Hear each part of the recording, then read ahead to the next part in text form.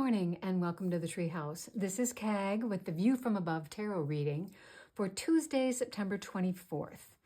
And this morning we're going to be using my older Radiant Wise Spirit deck, which is the Pamela Coleman Smith version of the tarot. And I did do a deep shuffle before I started the video, so we'll just finish this up. We're going to do a reflective reading this morning. And this is for the collective, so take what resonates for you and leave the rest. We don't really have any astrological tidbits for us today. And so, as always, if you're interested in the astrology, go out to the wizzos out there in the internet world. There are many of them. I guess I can tell you that we are now in Libra season. And Libra are the scales. And so that is what's going on out in the astrological world right now. I'm laying out the reflective reading for us today. And just to recap what these cards all mean, we've got the present energy, the influence or challenge to be integrated, the frame of reference from our unconscious, the past influences, what's on our conscious mind, and where we're headed in this direction today. And at the bottom of the deck is our Merryweather card. So this morning we are opening with the Nine of Cups, which is the cup also known as the Wish card.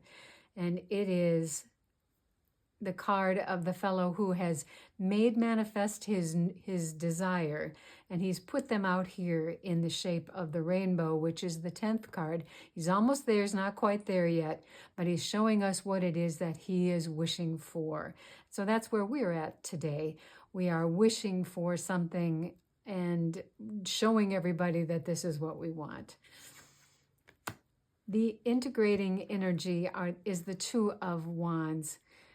And the Two of Wands is the planning card, if you will. He's looking out, he's holding the globe in his hand and he's looking out over the ocean. He's got one wand that is bolted to the parapet and one that is free, which reminds us that there are some things we can change, some things we can't.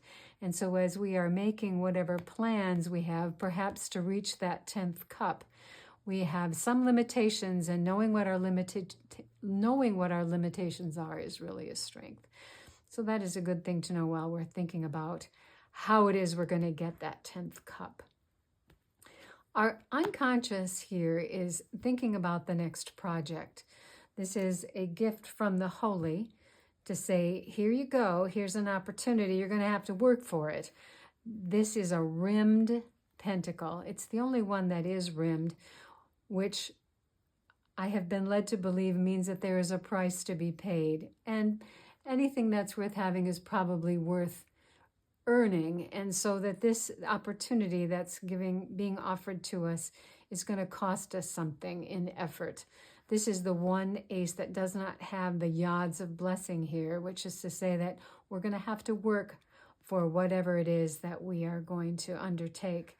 If we do leave the garden, there is a long and treacherous path up the mountains of our highest potential. So to give some thought about whether this is something that we wish to take or not. We don't have to take the opportunities that are offered to us. And in some past weeks, we've talked about opportunities that maybe were more difficult than we thought they were going to be. And ultimately, and hopefully that they were successful. But these opportunities don't come without a cost. So the past energies that are in play is, there he is, the Knight of Cups. And it looks like he may have offered us that 10th cup back here. So whether this is an offering that we are giving someone or an offering that we are taking, that is what the past influence is. The Knight of Cups is an action-oriented card, and so there is an action of some kind of offer being made either by us or by someone else. He does have a tendency to see things through rose-colored glasses because he's a bit of a romantic. There he is on his white horse prancing forward with his offer.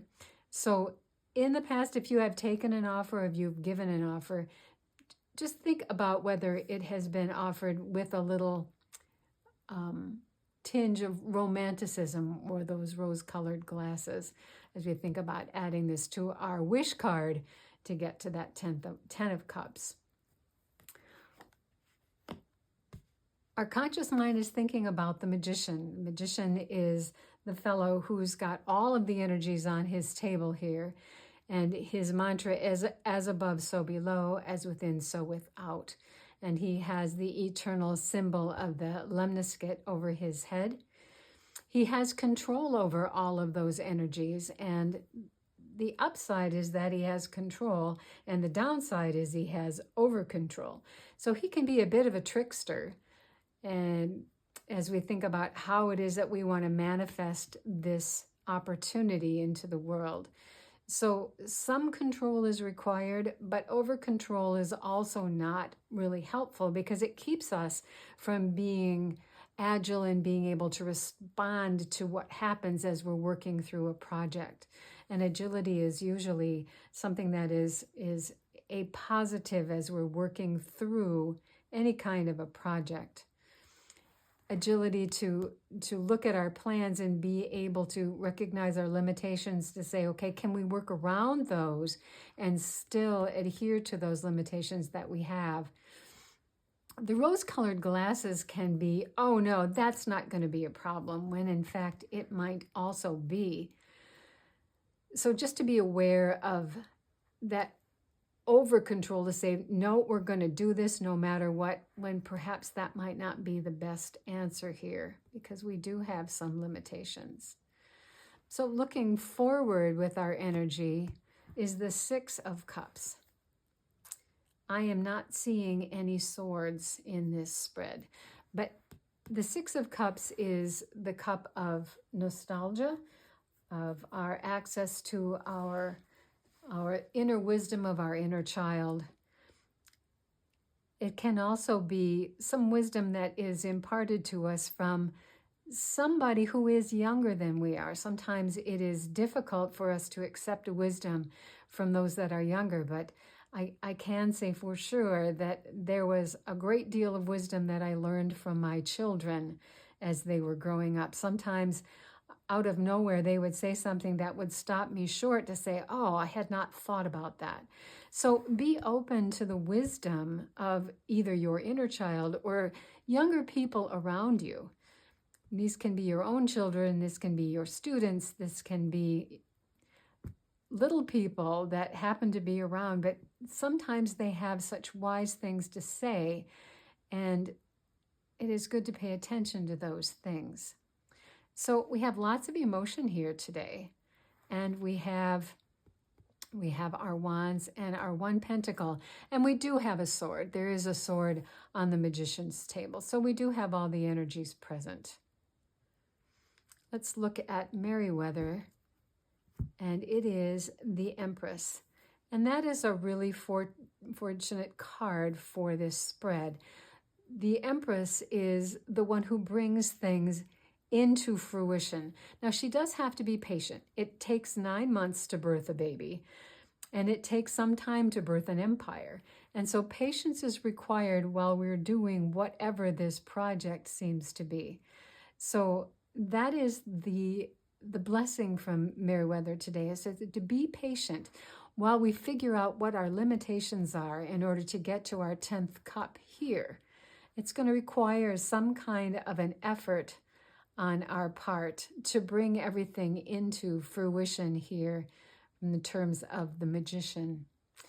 Listen for some kind of communication from our spirit or from the universe coming in the form of wisdom from either our inner child or our children around us in order to bring this effort forward. So this is what I have for us today at the Treehouse. I hope this reading was helpful, and if it was, please like, share, and subscribe. And I invite you to join me again tomorrow here at the Treehouse for another View from Above tarot reading. Blessings.